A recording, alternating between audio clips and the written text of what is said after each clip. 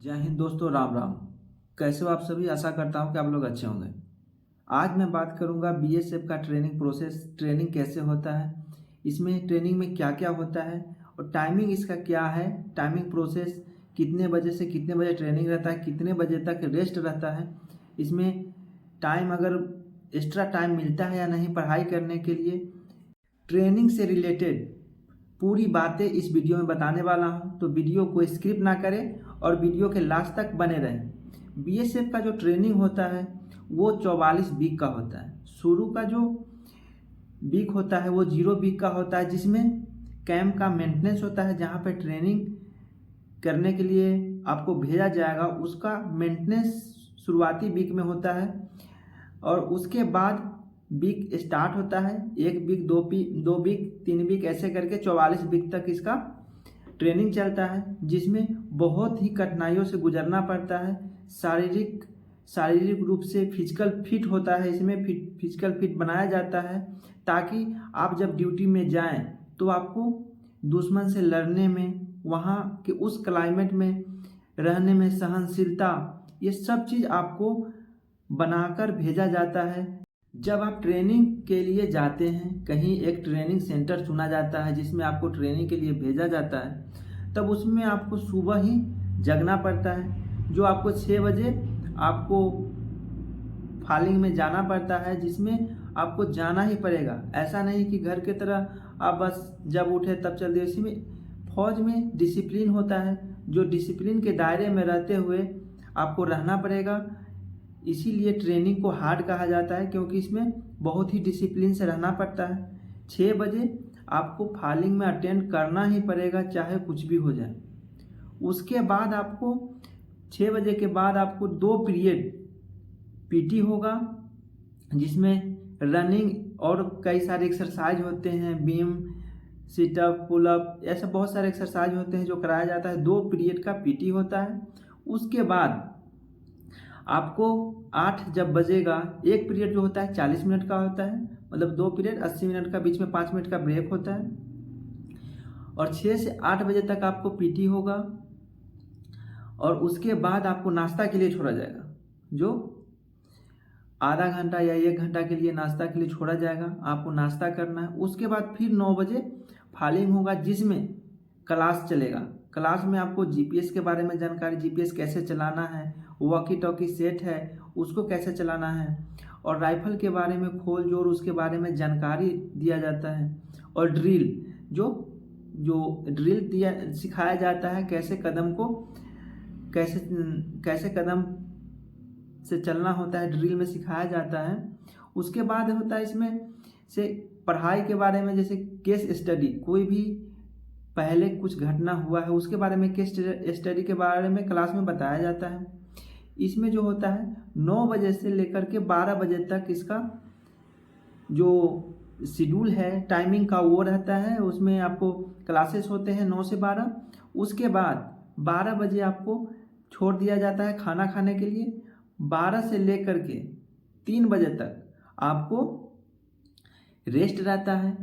अगर आप अनडिसिप्लिन काम नहीं करते हैं तो आप इसमें 12 से 3 रेस्ट कर सकते हैं। उसी 3 घंटा में आप चाहे तो सो सकते हैं या पढ़ाई भी कर सकते हैं। आगे के लिए आपको पढ़ाई करने के लिए 3 घंटा का समय दिया जाता है इसमें रेस्ट के।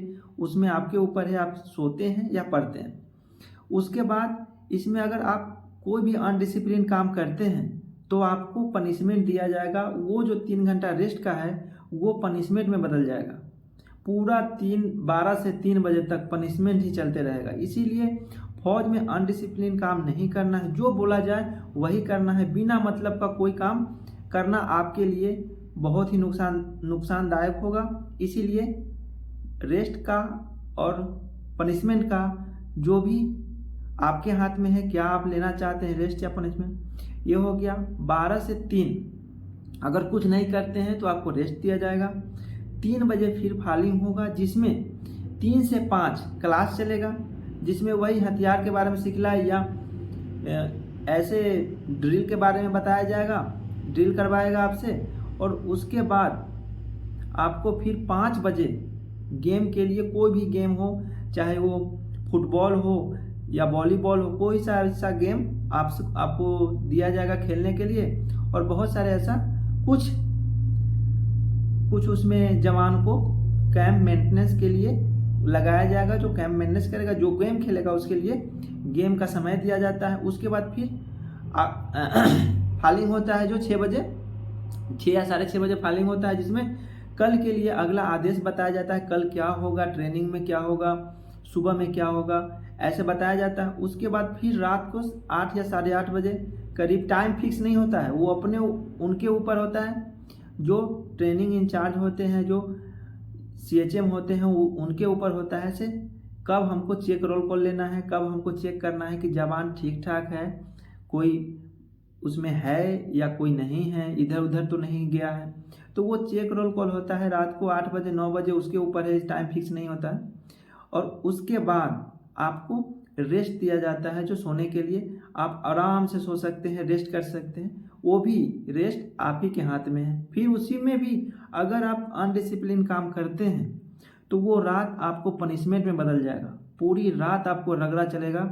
इसीलिए अनडिसिप्लिन काम करना, अगर आप अनडिसिप्लिन काम करते हैं तो घर पे ही छोड़ दीजिए। जब आप ट्रेनिंग में जाते हैं तो वहाँ पे वो घर का माहौल वहाँ पे नहीं होता है, वहाँ एक डिसिप्लिन वाला कोर्स है, इसीलिए डिसिप्लिन बना के रखना पड़ता है।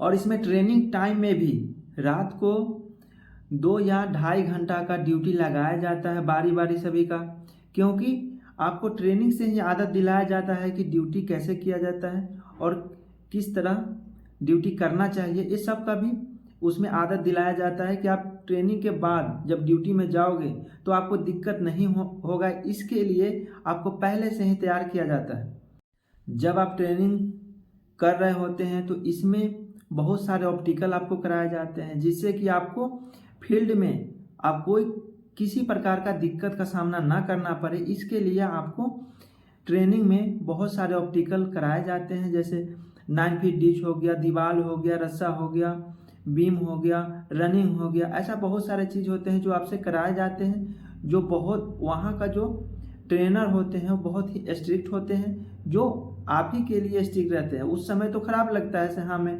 ऐसे स्ट्रिक्ट नहीं होना चाहिए, लेकिन वो जो स्ट्रिक्ट होते हैं वो आपके लिए ही होते हैं, क्या कि जब तक स्ट्रिक्ट नहीं होंगे तब तक आप अच्छा से ट्रेनिंग नहीं कर पाएंगे।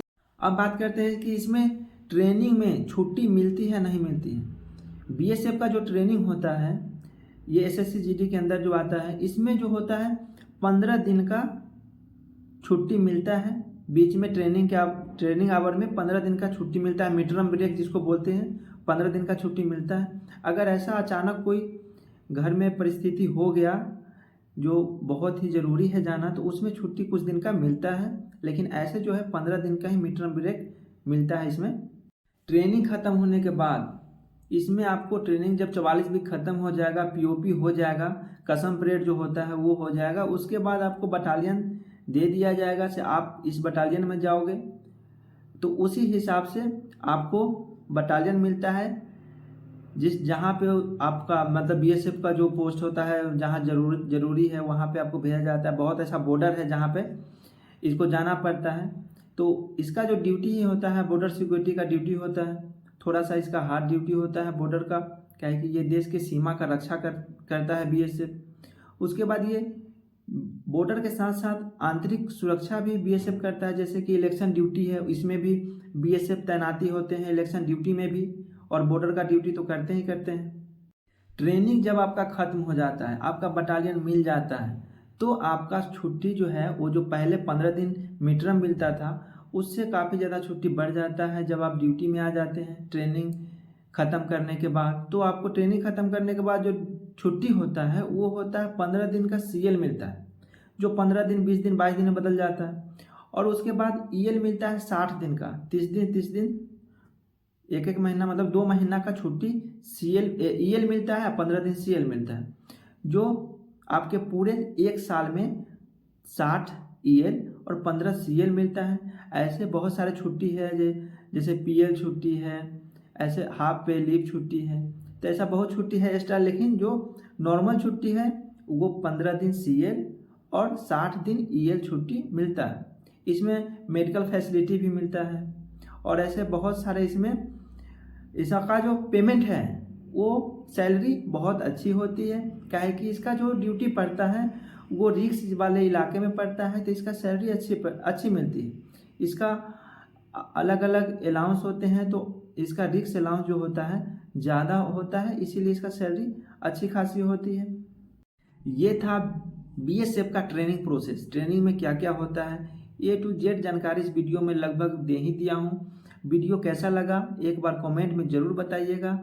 अच्छा लगे तो वीडियो को लाइक करें, वीडियो को ज़्यादा से ज़्यादा शेयर करें, और फिर मिलते हैं नेक्स्ट वीडियो में। जय हिंद, जय भारत।